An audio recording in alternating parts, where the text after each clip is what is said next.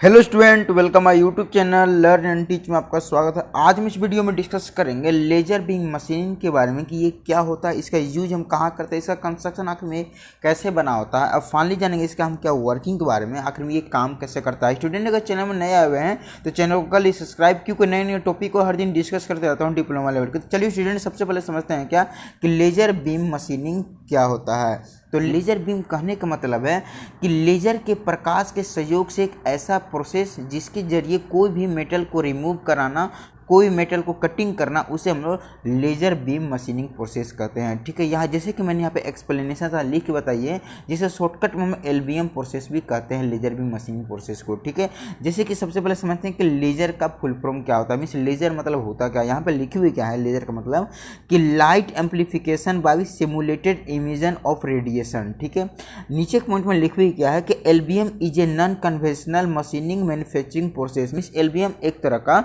Non conventional machining manufacturing process होता है। Means काफ़ी साफ सुथरा और स्मूथ कटिंग मशीनिंग होती है जिसके द्वारा कोई भी मैन्युफैक्चरिंग की जाती है। ठीक है, नीचे के पॉइंट में लिखी हुई क्या है कि in this process a form of energy from laser it is direct toward the workpiece then remove the material.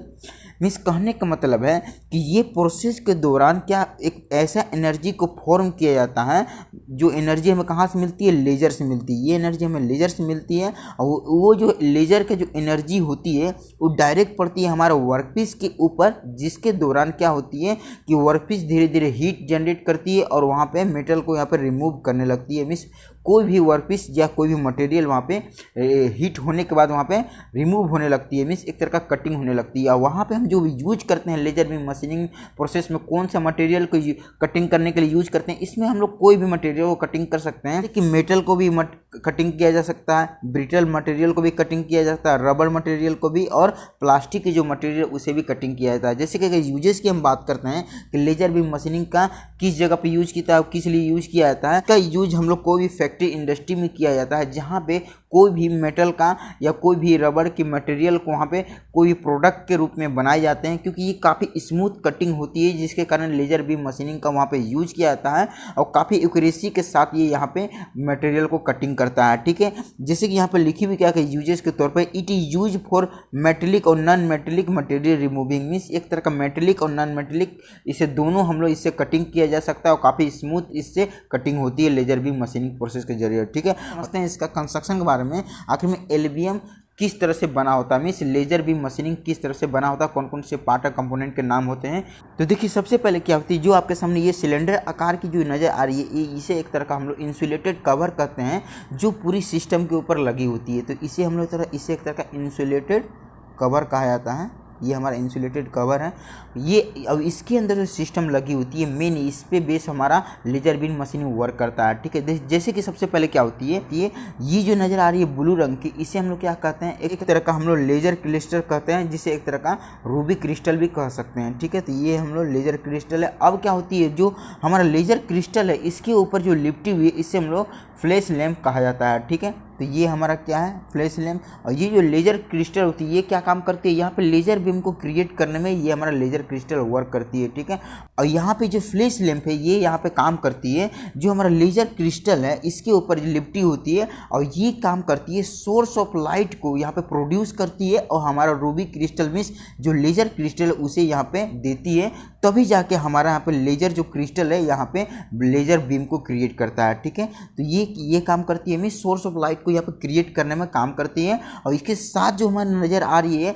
जो फ्लैश लैम्प के साथ यहाँ पे कनेक्ट रहती है, यहाँ पे एक तरह का पावर सप्लाई। ठीक है, ऊपर में ये हमारा है क्या, पॉजिटिव, और नीचे में ये नेगेटिव है। देख सकते हैं किस तरह से यहाँ पे पावर सप्लाई है, और जो पावर सप्लाई हमें मिलती है हमें, जो हमारा फ्लैश लैम्प को यहाँ पे 30 किलो वोल्टेज डीसी सप्लाई की जाती है। ठीक है, तो ये हमारा पावर सप्लाई हो गई। अब क्या होती है, ये जो लेजर क्रिस्टल नजर आ रही है, जस्ट इसके ऊपर हम यूज करते हैं रिफ्लेक्टिव इंड का। ठीक है, इसके ऊपर रिफ्लेक्टिव इंड का यूज किया जाता है, मीन्स इस चीज़ को यहाँ पर रिफ्लेक्टिव इंड कहा जाता है, जिससे क्या काम करता है, एक तरह रिफ्लेक्टिव मिरर भी हम इसे कह सकते हैं। मीन्स एक तरह फुल्ली रिफ्लेक्ट करने में काम करती है लेजर बीम को। ठीक है, और जस्ट इसके नीचे में हम यूज करते हैं लेजर क्रिस्टल का, जस्ट यहाँ पर देख सकते हैं नीचे में पार्शली रिफ्लेक्टिव इंड इसे कहा जाता है, means partially reflective mirror mirror भी इसे कह सकते हैं। ट्रांसपेरेंट यहाँ पे मिरर होती है जो क्या काम करती है, जो यहाँ पे जो भी एनर्जी यहाँ पे प्रोड्यूस होती है, मीन्स लेजर बीम जो प्रोड्यूस होती है काम करती है बीम को यहाँ पर ट्रांसफर करती है हमारा नीचे की ओर, जो यहाँ पर नीचे में एक तरह का लेंस कहते हैं, मीन्स लेंस लगा होता है, ठीक है, जिसे एक तरह का फोकस लेंस भी इसे कह सकते हैं। ये जो फोकस लेंस यहाँ पर क्या काम करती है, एक स्थान पर फोकस करने में, जो हमारा लेजर बीम को एक स्थान पर फोकस करने में काम करती है, जिसे हम लोग एक तरह का नैरो बीम भी कहते हैं, ठीक है। और जस्ट इसके नीचे में यहाँ पे यूज करते हैं वर्कपीस का, जिस वर्कपीस को हमें यहाँ कटिंग करनी होती है तो उस वर्कपीस का यूज किया जाता है, ठीक है। तो चलिए अब हम तो समझते हैं क्या वर्किंग के बारे में, आखिर में किस तरह से लेजर बीम मशीनिंग वर्क करता है और इसके दौरान कैसे हम लोग मेटल को रिमूव किया जाता है, ठीक है। देखिए सबसे पहले क्या होती है, जैसे कि यहाँ पे हम 30 किलो वोल्टेज यहाँ पर डीसी सप्लाई करते हैं, इस सप्लाई पावर सप्लाई के सहयोग से हमारा ये जो सप्लाई जाती है डायरेक्ट हमारा फ्लैश लैंप में, फ्लैश लैंप पे जैसे ही जाती है तो ये क्या काम करती है फिर, लाइट जो हमारे सोर्स ऑफ जो लाइट है एनर्जी को यहाँ पे प्रोड्यूस करेगी हम फ्लैश लैंप, जैसे देख सकते हैं आपके सामने किस तरह से फ्लैश लैंप यहाँ पे लाइट को प्रोड्यूस की, और जैसे ही लाइट को प्रोड्यूस करेगी क्योंकि चारों तरफ हमारा लगी होती है लेजर क्रिस्टल की ओर, देख सकते हैं किस तरह से चारों तरफ से लिपटी हुई है, लिपटी होने के कारण जो भी यहाँ पे लेजर बीम यहाँ पे क्रिएट करेगी मीन्स लेजर क्रिस्टल, तो ये क्या काम करेगी पूरी तरह से यहाँ पे लेजर बीम को यहाँ पे क्रिएट करने लगी है हमारा रूबी क्रिस्टल, जो भी इस तरफ से देख सकते हैं किस तरह से यहाँ पे क्रिएट कर रही है। और जो क्रिएट करने के बाद